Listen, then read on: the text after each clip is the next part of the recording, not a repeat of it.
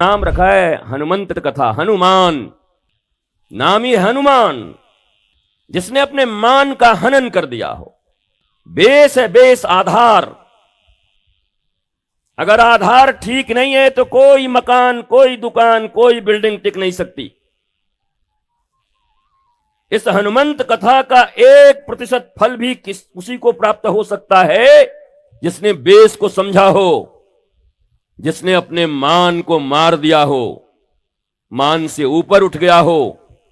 अभिमान, अपमान, सम्मान, मान, इन सबको जो भूल चुका हो। हनुमान जी की कथा सुनने बैठे और हनुमान जी के चरित्र का सबसे प्रासंगिक और सबसे उत्तम विषय यही है। हनुमान जी कोई मान नहीं। देखने में लगता है सारे काम हनुमान जी ने किए।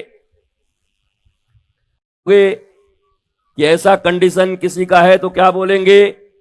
डिप्रेशन की परावस्था है, सुसाइडल टेंडेंसी है, अब यह अंतिम क्षण है।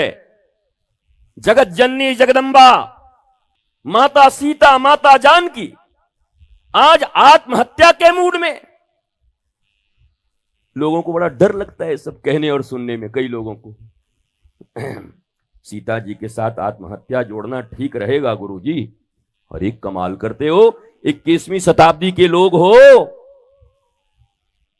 मीडिया का युग है। आज यही कंडीशन अगर किसी की हो तो मीडिया क्या कहेगा?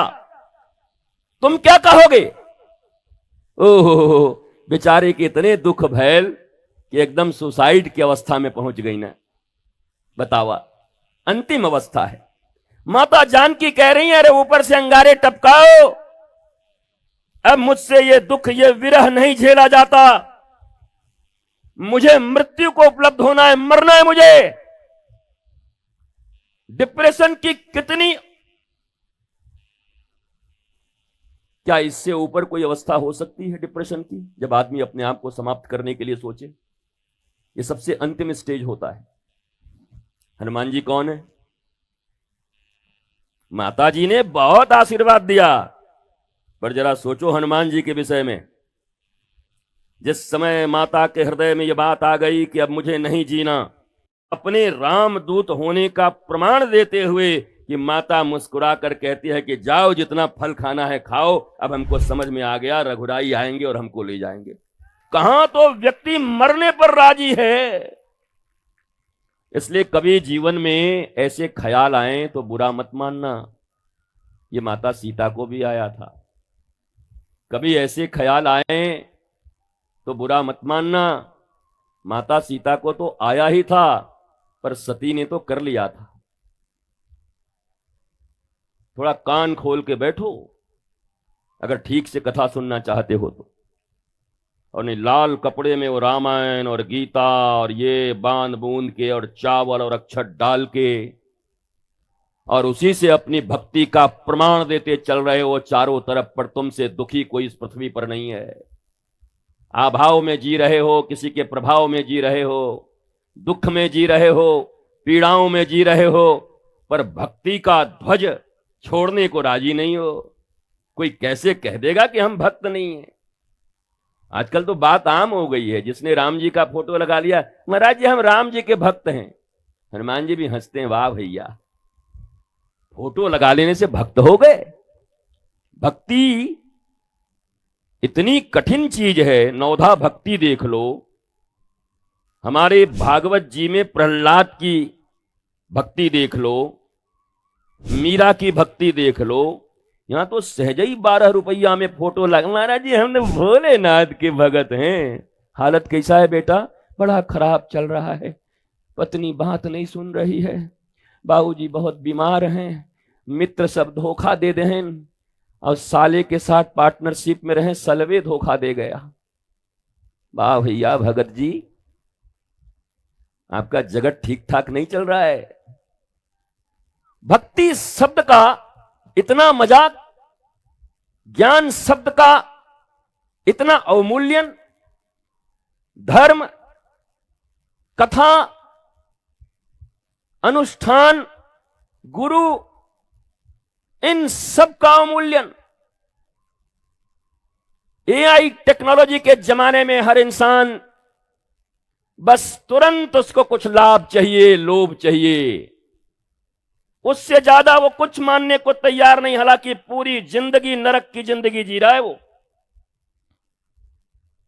चाहिए तो तुरंत, पर उसके लाख प्रयत्न के बाद भी उसके नारकीय जीवन में कोई परिवर्तन नहीं आ रहा, उसके अभाव नहीं मिट रहे, वो प्रभावों के अंतर्गत ही जी रहा है। लेकिन कोई भी अगर बोलो कि आइए कथा श्रवण करने के लिए दिव्यता से, आपको 2, 4, 10 लोग भी दिखाई पड़ते हैं कथा सुनने वाले पांडालों में? नहीं होते। कुछ आयोजक, कुछ आयोजन करता, कुछ उनके बुलाए, कुछ इनके बुलाए, कुछ हमसे डरते हैं नहीं जाएंगे तो गुरुजी कहेंगे नहीं आया हमारी कथवा में। ये ऐसे ही है पूरा पूरा मामला। पर कौन ऐसा है जो लोभ छोड़कर, भय छोड़कर और ये सोचकर आया हो, जिस साहित्य की बात मैं कर रहा था, दूरक कूलक प्लावनी धारा और आत्मक कूलक प्लावनी धारा की। दूरक कूलक प्लावनी धारा कौन है?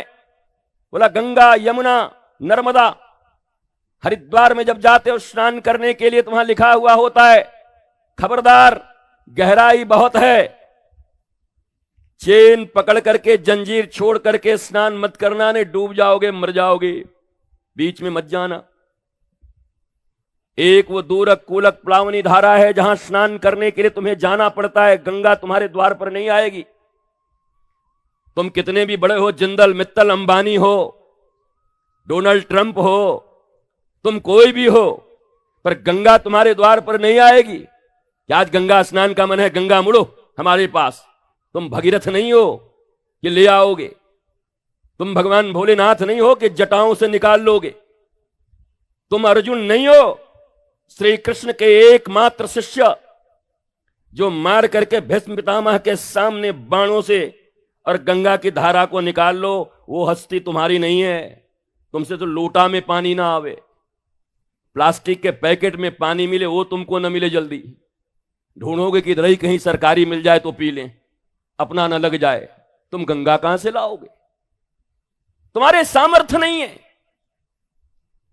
सामर्थ्य के बाहर का है भी नहीं, पर तुमने कभी अपने सामर्थ्य को पहचानने की कोशिश भी नहीं की। सदा अपने आप को अभावों में रखा और एक चमत्कारिक दुनिया में जीने की आदत पड़ गई लोगों की। जन भगवान राम ने अपने भाई के लखन लाल के शक्ति बाण लग जाने के बाद, जो स्वयं परमात्मा है, ईश्वर है, वो चाहते तो लखन लाल को छू देते, ऐसे करके बोला उठ जा, पर वो रो रहे हैं। मैं भी नहीं जाऊंगा अब अयोध्या। आज अगर लखन को कुछ हुआ तो ये राम भी 14 वर्ष के बाद अयोध्या जाने वाला नहीं है। मैं किसको जवाब दूंगा जाकर? अगर वाल्मीकि रामायण का अध्ययन करोगे तो यह प्रभु श्री राम ने भी यह निर्णय कर लिया कि अब इस शरीर को मैं लखन के बिना नहीं रखूंगा। ये क्या है? आज मैं चाहता हूं तुम्हारा हाजमा, लीवर थोड़ा ठीक कर दूं सुनने सुनाने का, क्योंकि ये जो झूठे लोग मिलते हैं तो कैसे हैं एकदम ठीक हैं, और अगर गहराई से पूछ दो तो दोबारा तुम पूछने लायक नहीं रहोगे, इतना अपना दुख रो देंगे। पर हर आदमी एक दूसरे को बोल रहा है, कैसे हो? I am fine, how are you? I am fine. तुम कैसे हो? बहुत बढ़िया है, सब ठीक है, सब मालिक की कृपा है, चलत है हो। और कोई अपना आदमी मिल जाए और दुखती रग पर हाथ रख दे तो कॉफी पिला पिला के दुख सुनाएगा अपना। बर्बाद हो गए भैया, क्या बताएं, हो कोई नहीं सुनता हमारा, पर ऊपर ऊपर बोले जा रहे हैं। दिल में कुछ और है, मुख में कुछ और है। और भगवान राम और सारे ग्रंथ कह रहे हैं, मन, कर्म और वचन, ये तीनों जब तक एक नहीं होते तब तक भले ही कितनी ढोंग कर लो, पाखंड कर लो, ढकोसला कर लो, राम का र भी तुम्हारे तक नहीं आने वाला, ना उनकी कृपा आने वाली है, क्योंकि उन्होंने निर्णय कर दिया मन से, कर्म से और वचन से। इसलिए तो तीनों युग मिला करके उंगलियों पर गिनने वाले भक्तों के नाम हैं। तुम में से अगर किसी से खड़ा करके मैं पूछ दूं कि सतयुग से लेकर के आज तक के 100 भक्तों का नाम बता दो, तो मिमियाने लगोगे। ध्रुव, प्रहलाद, मीरा, जनाबाई, रैदास, कबीर, बताओ ना, बताओ। 5 है, कोई 8, कोई 10, कोई 12, कोई 17, उसके बाद गिनती भूल जाओगे। क्या कारण है कि 4 युग बीतने के बाद भी तुम्हारे पास 12-13 भक्तों के नाम तुम्हें याद नहीं? क्योंकि भक्त हुए ही नहीं। ये सूरमा लोगों का काम है। कायर, क्रूर और कपटी कभी भक्ति नहीं कर सकते। ध्यान से सुनो, कायर, क्रूर और कपटी कभी भक्ति नहीं कर सकते। पूजाएं कर सकते हो, अनुष्ठान कर सकते हो, मंदिर जा सकते हो, पूजा का सामान खरीद के चढ़ा सकते हो, ये करने में कोई रोक नहीं, पर इससे भक्ति नहीं होगी, इससे रघुनाथ रीझेंगे नहीं। राम ही केवल